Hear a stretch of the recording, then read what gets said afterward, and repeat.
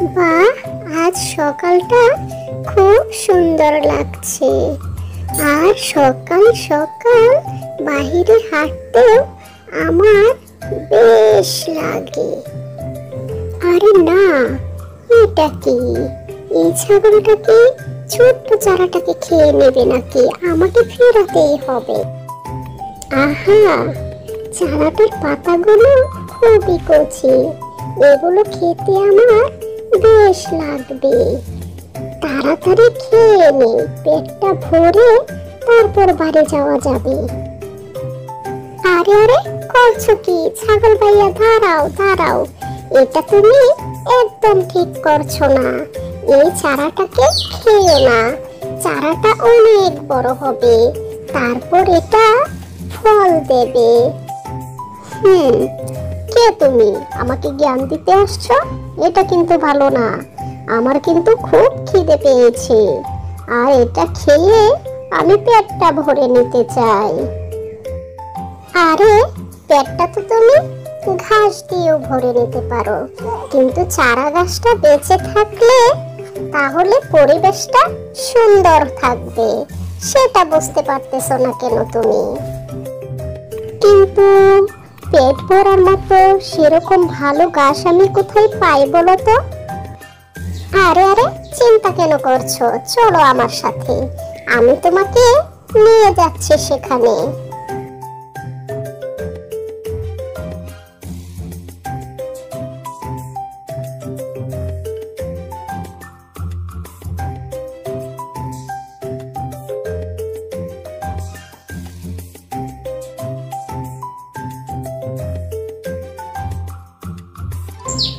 এই নাও, এখন তোমার যত ইচ্ছে খেয়ে নাও। ও মা, এখানে কত ঘাস! আমি আজ তো পেট ভরে খাবো। তোমাকে অনেক ধন্যবাদ বন্ধু, এরকম একটা ঘাসের সন্ধান দেওয়ার জন্য। বেশ বেশ, তুমি খাও, আমি তোমার জন্য অপেক্ষা করছি। তারপর দুজন মিলে বাড়ি ফিরবো।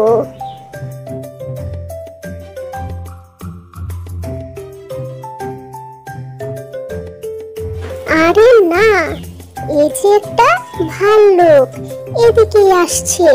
কি করি এখন, কি করি? আরে, আমি তো ভুলেই গেছিলাম, আমি তো গাছে চড়তে জানি। যাই, চট করে গাছে উঠে পড়ি।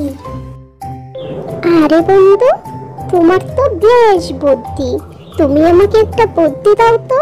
এখন কি করি? আরে আরে, তুমি কি করবে সেটা আমি কি করে বলবো? আরে বন্ধু, তাহলে আমি কি করে বাঁচবো এই ভাল্লুকটার হাত থেকে?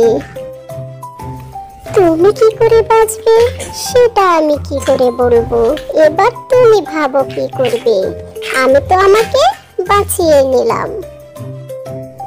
আরে, গাছে চড়তে পারে না তাতে কি হয়েছে? বুদ্ধি খাটিয়ে একটা রাস্তা তো ঠিকই বের করে নিতে পারি। তবে কি করা যায়? হ্যাঁ, এই তো পেয়ে গেছি। যদি আমি মৃতের মতো পড়ে থাকি তাহলে হয়তো ভাল্লুকটার হাত থেকে বেঁচে যাব, কারণ ভাল্লুক কখনোই মরা খাবার মুখে তুলে না।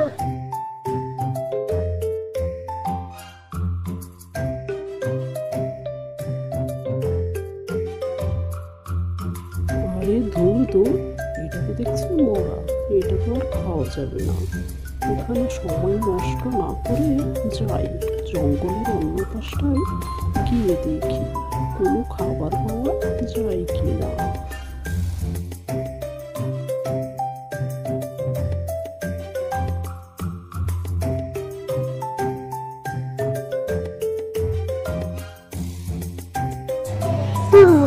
অবশেষে প্রাণটা আমার বেঁচে গেল।